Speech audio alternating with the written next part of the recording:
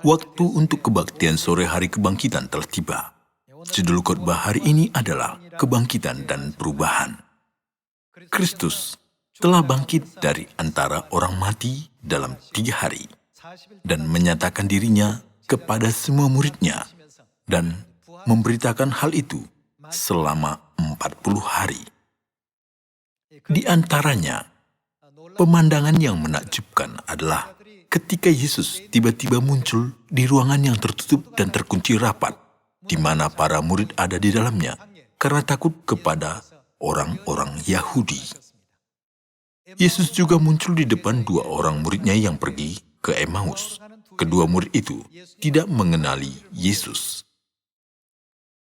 Kita bisa melihat Yesus dapat pergi kemana-mana tanpa dibatasi oleh waktu dan ruang. Di masa yang akan datang, kita semua harus dapat percaya akan firman yang dijanjikan Tuhan, yang akan mengubah tubuh jasmani ini menjadi tubuh rohani.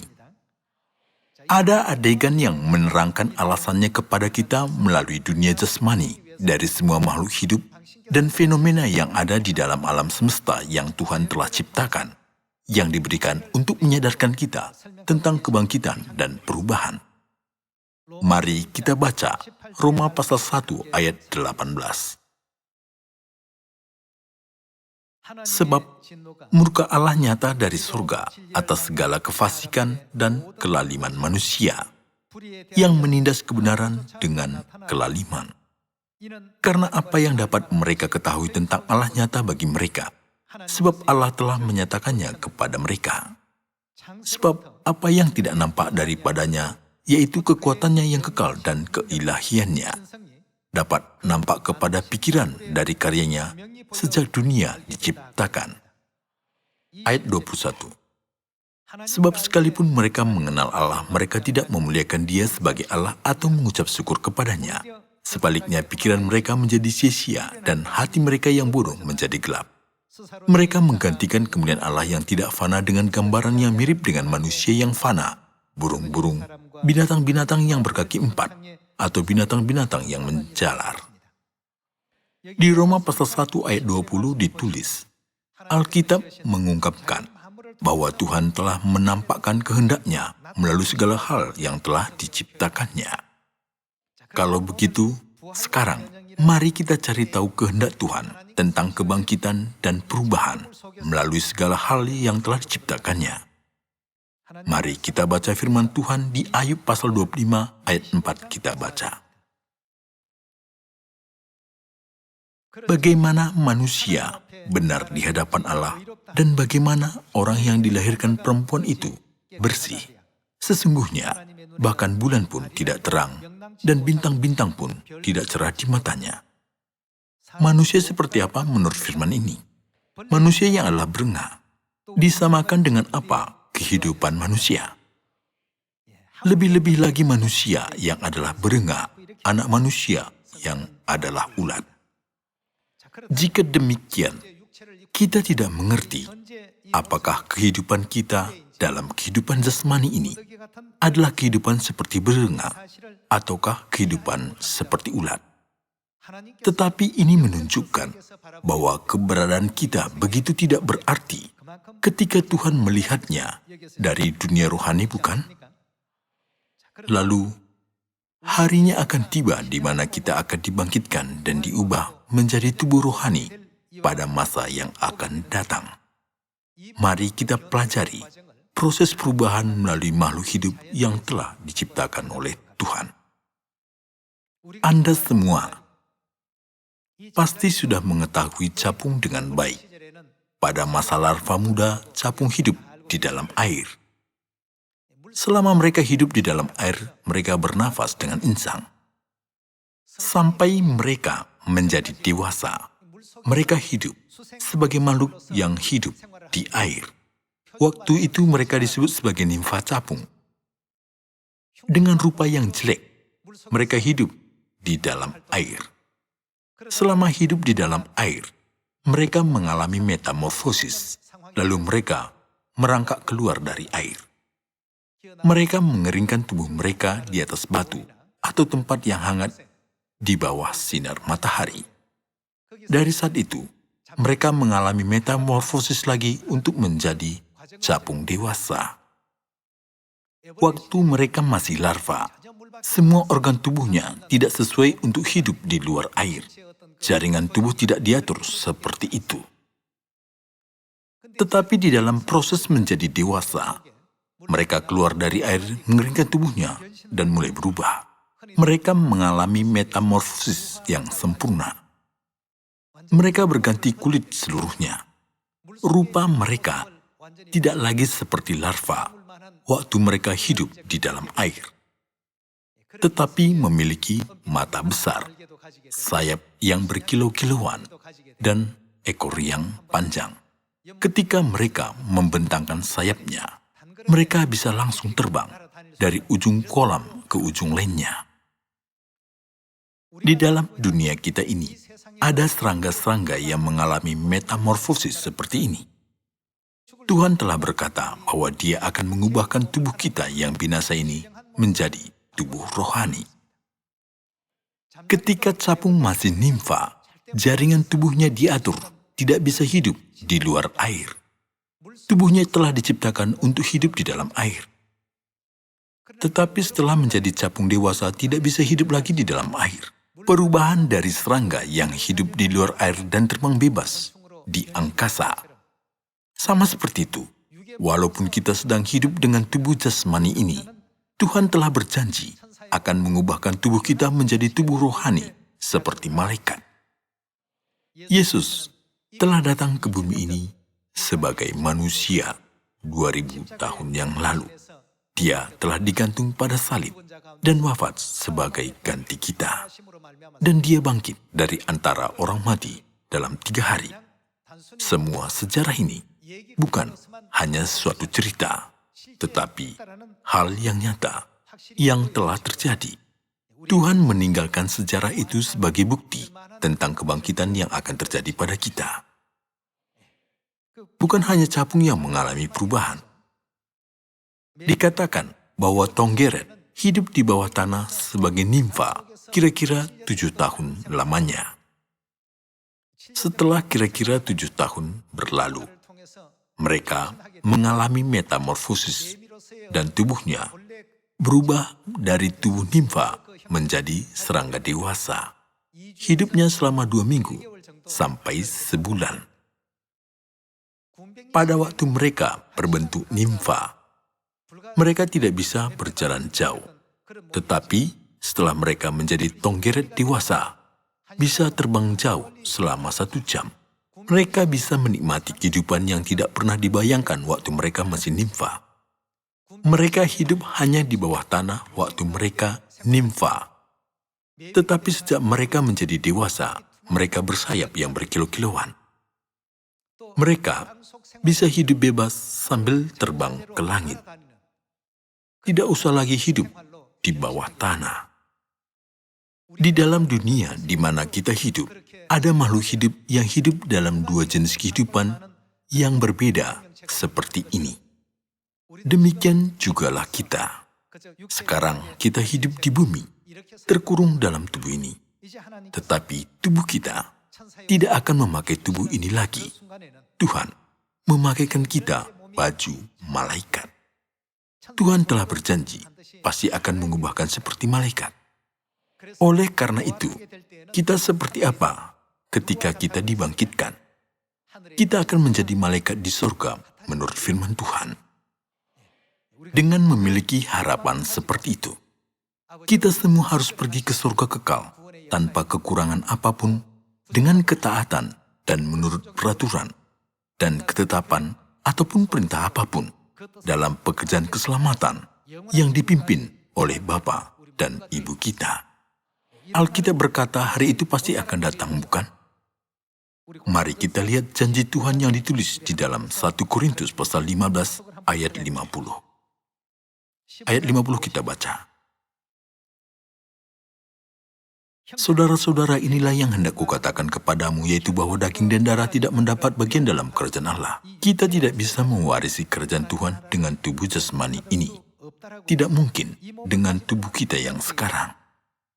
Dan bahwa yang binasa tidak mendapat bagian dalam apa yang tidak binasa. Sesungguhnya aku menyatakan kepadamu suatu rahasia. Kita tidak akan mati semuanya, tetapi apa yang akan terjadi bagi kita?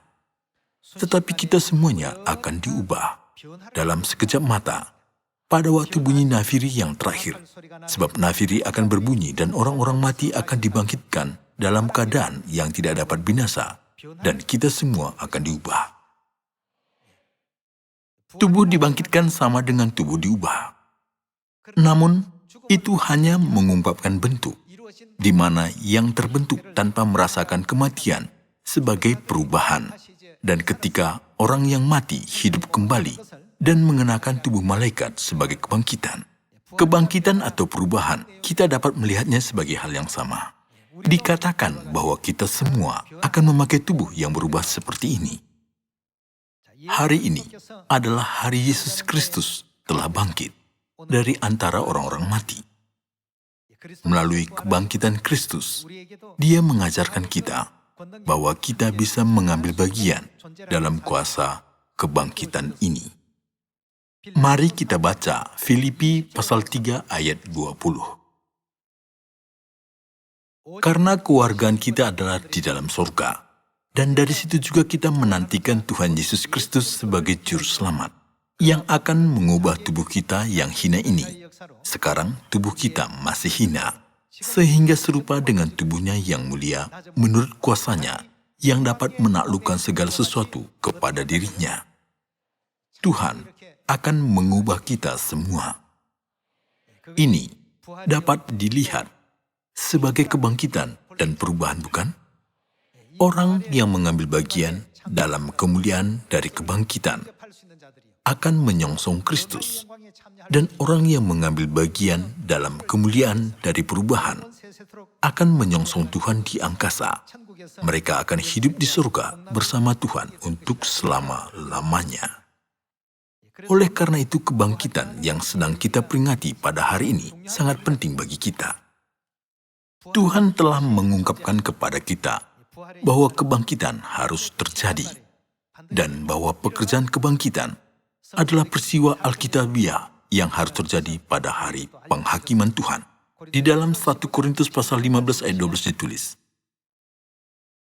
jadi bila mana kami beritakan bahwa Kristus dibangkitkan dari antara orang mati, bagaimana mungkin ada di antara kamu yang mengatakan bahwa tidak ada kebangkitan orang mati? Orang yang berkata tidak ada kebangkitan harus belajar dari capung dan tonggeret. Tuhan menunjukkan dan mengingatkan semua manusia hal indah yang seperti itu, bahwa tubuh kita dapat berubah. Tetapi orang yang mengatakan tidak ada kebangkitan adalah sungguh-sungguh orang yang bodoh. Ayat 13. Kalau tidak ada kebangkitan orang mati, maka Kristus juga tidak dibangkitkan. Tetapi andai kata Kristus tidak dibangkitkan, maka sia-sialah pemberitaan kami dan sia-sialah juga kepercayaan kamu. Alkitab berkata bahwa jika tidak ada kebangkitan, sia-sialah kepercayaan kita. Kita akan hidup untuk selamanya di kerajaan surga dengan tubuh kita yang telah diubah dan dibangkitkan. Maka, jika tidak ada kebangkitan dan tidak ada perubahan, kepercayaan kita akan menjadi sia-sia. Itulah maksud kata Paulus. Kita baca ayat 14. Tetapi andai kata Kristus tidak dibangkitkan, maka sia-sialah pemberitaan kami dan sia-sia jugalah kepercayaan kamu.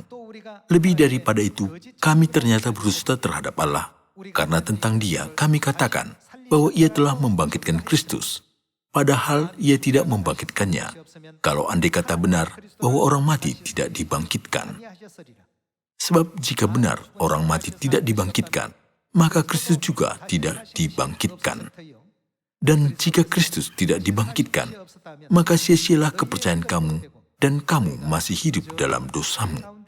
Demikianlah binasa juga orang-orang yang mati di dalam Kristus. Jikalau kita hanya dalam hidup ini saja menaruh pengharapan pada Kristus, maka kita adalah orang-orang yang paling malang dari segala manusia. Bukankah itu berarti bahwa ada sejarah kebangkitan? Paulus menekankan kebangkitan di sini. Mari kita lihat dia menjelaskan kebangkitan di ayat 29. Jika tidak demikian, apakah faedahnya perbuatan orang-orang yang dibaptis bagi orang mati? Kalau orang mati sama sekali tidak dibangkitkan, mengapa mereka mau dibaptis bagi orang-orang yang telah meninggal? Dan kami juga, mengapakah kami setiap saat membawa diri kami ke dalam bahaya? Saudara-saudara, tiap-tiap hari aku berhadapan dengan maut. Demi kebanggaanku akan kamu dalam Kristus Yesus Tuhan kita, aku katakan bahwa hal ini benar. Ayat 45. Mari kita baca dari ayat 40. Ada tubuh surgawi dan ada tubuh duniawi. Tonggeret hidup di bawah tanah kira-kira 7 tahun lamanya dengan rupa nimfa yang jelek. Bisa dikatakan bahwa mereka berada di dalam tubuh duniawi. Tetapi bagaimana ketika mereka terbang ke langit? Bisa dikatakan mereka di dalam tubuh surgawi. Ayat 40 kita baca lagi. Ada tubuh surgawi dan ada tubuh duniawi, tetapi kemuliaan tubuh surgawi lain daripada kemuliaan tubuh duniawi.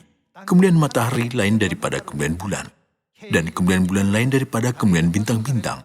Dan kemuliaan bintang yang satu berbeda dengan kemuliaan bintang yang lain. Demikianlah pula halnya dengan kebangkitan orang mati. Ditaburkan di dalam kebinasaan, dibangkitkan dalam ketidakbinasaan. Inilah kebangkitan dan perubahan. Ayat 43. Ditaburkan dalam kehinaan, dibangkitkan dalam kemuliaan. Ditaburkan dalam kelemahan, dibangkitkan dalam kekuatan. Yang ditaburkan adalah tubuh alamiah, yang dibangkitkan adalah tubuh rohania. Jika ada tubuh alamiah, maka ada pula apa? Ada pula tubuh rohania. Sekarang kita mengerti apa yang dapat dirasakan tubuh kita, apa yang dialami tubuh kita, dan apa yang diketahui tubuh kita. Hal yang sama terjadi di dalam dunia nimfa capung. Ada suatu cerita ilustrasi yang terkenal yang Anda semua ketahui, bukan? Suatu hari seekor katak berkunjung ke desa nimfa capung di dalam sebuah kolam. Katak bisa hidup di tanah dan di dalam kolam, dan bisa mencari makanan di kedua tempat itu. Dia hidup bebas di dalam air dan di luar air. Ketika katak berjalan ke dalam kolam, nimfa-nimfa capung menyambutnya dengan gembira. Nimfa capung sangat ingin tahu kehidupan di luar air. Nimfa bertanya bagaimana kehidupan di luar air. Kehidupan di luar tidak bisa dibandingkan dengan hidup di sini. Dia menceritakan dunia di luar air kepada nimfa capung, bahwa wangi bunga yang manis pada musim semi, bintang-bintang di langit malam, angin bertiup dengan lembut dan lebah, dan kupu-kupu terbang dari bunga ke bunga yang sedang mekar untuk mengambil madu dari bunga itu.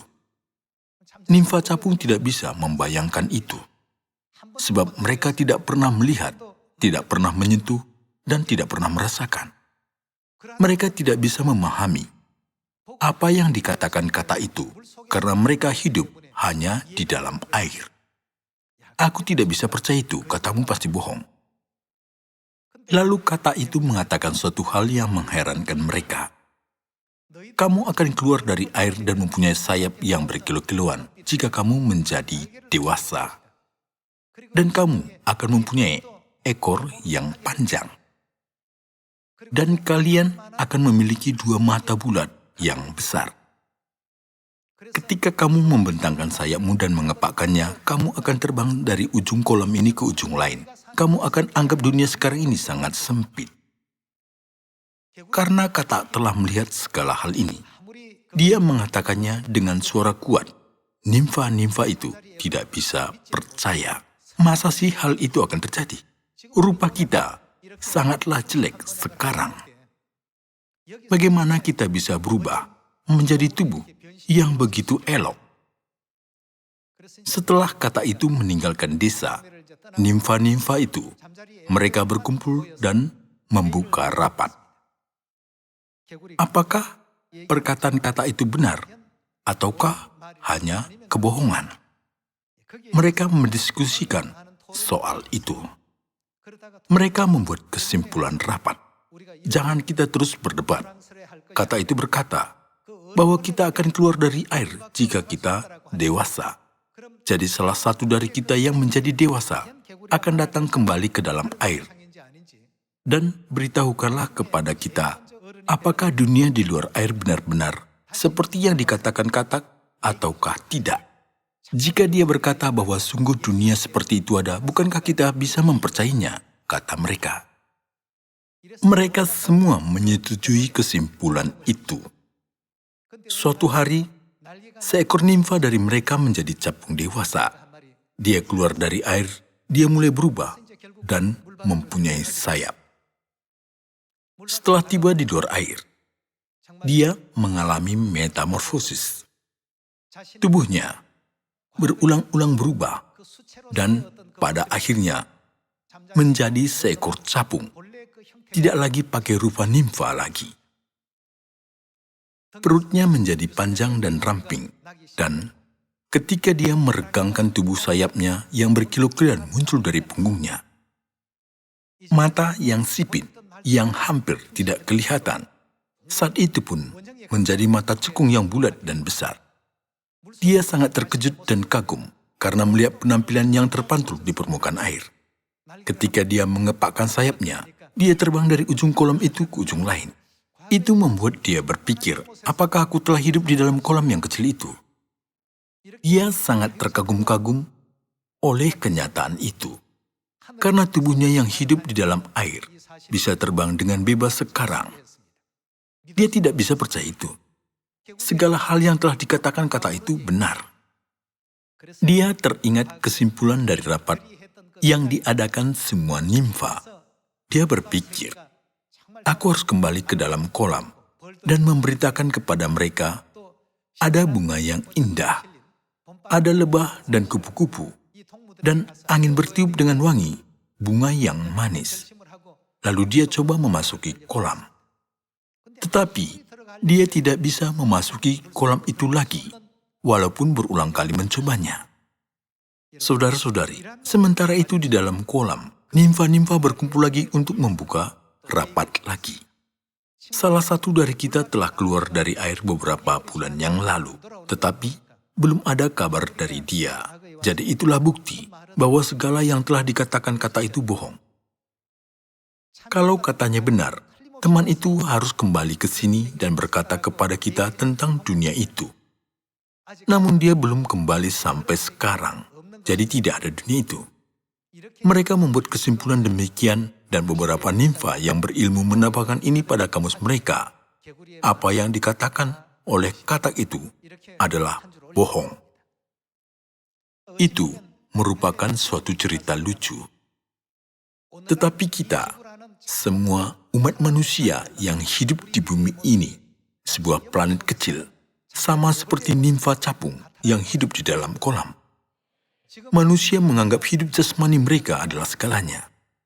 Jika kita diubah, kita akan hidup di dunia rohani dengan tubuh yang lebih indah dan elok. Jadi, untuk kita menyadari kebenaran ini, Tuhan telah datang ke bumi ini dan telah wafat dengan digantung pada salib dan bangkit antara orang mati dalam 3 hari. Melalui hal itu, dia mengajari kita bahwa hidup kita tidak akan berakhir dengan kematian kita, tetapi ada waktu untuk kita dibangkitkan setelah mati. Itulah sebabnya Alkitab berkata, yang ditaburkan adalah tubuh alamiah, yang dibangkitkan adalah tubuh rohaniah. Tuhan membandingkan tubuh surgawi dengan tubuh duniawi. Saudara-saudari, ada yang berkata, kebangkitan dan perubahan hanyalah seperti cerita dongeng yang diimani dalam agama Kristen, bukan? Tidak, itu bukan dongeng tapi kenyataan. Tuhan telah menciptakan langit dan bumi dan segala sesuatu, dan Dia mengendalikan alam semesta. Kita harus memiliki kepercayaan akan hal ini. Tuhan membuat kita bisa memahami keberadaan dunia malaikat itu melalui segala makhluk di alam. Tetapi manusia tidak memahaminya dan hidup dengan menganggap hidup inilah segalanya. Marilah kita mengubah cara pikiran kita melalui hari kebangkitan ini. Percayalah bahwa ada dunia malaikat dan berusahalah untuk hidup di dunia malaikat itu bersama dengan Tuhan untuk selama-lamanya, seperti yang telah dijanjikan oleh Tuhan. Dengan cara itu, saya berharap bahwa semua saudara-saudari di Sion akan menjadi imamat rajani di sorga kekal, seperti yang diinginkan Bapa dan Ibu, dan yang dapat menerima kehidupan dan berkat kekal di sorga selama-lamanya. Pada waktu kita semua diubah, kita akan menyadari bahwa firman Alkitab itu benar. Di dalam bumi tempat kita hidup, kita bisa melihat makhluk hidup yang mengalami metamorfosis. Maka kenapa kita tidak percaya bahwa tubuh kita ini akan diubah menjadi tubuh rohani? Bukankah kita harus percaya? Tuhan telah mengalami semua ini terlebih dahulu dan memberitakan kepada anak-anaknya bahwa ada dunia yang seperti itu. Untuk memberitakan hal ini, Tuhan telah datang sebagai manusia dan berubah menjadi tubuh rohani dan naik ke surga, bukan? Melalui hari ini, mari kita punya harapan akan kebangkitan dan akan perubahan. Saya meminta Anda semua untuk menjalani kepercayaan ini sampai saat kita masuk ke surga. Tuhan telah berkata bahwa kita akan mengalami semua hal ini ketika Injil ini diberitakan di Samaria dan sampai ke ujung bumi. Jadi mari kita memberitakan Injil dengan rajin. Masih ada jiwa-jiwa yang belum mengetahui keberadaan dunia yang mulia, yaitu kerajaan surga. Mari kita perkenalkan kerajaan surga kepada banyak orang dan menyelamatkan mereka dengan segenap tenaga kita. Saya menutup khotbah ini. Terima kasih.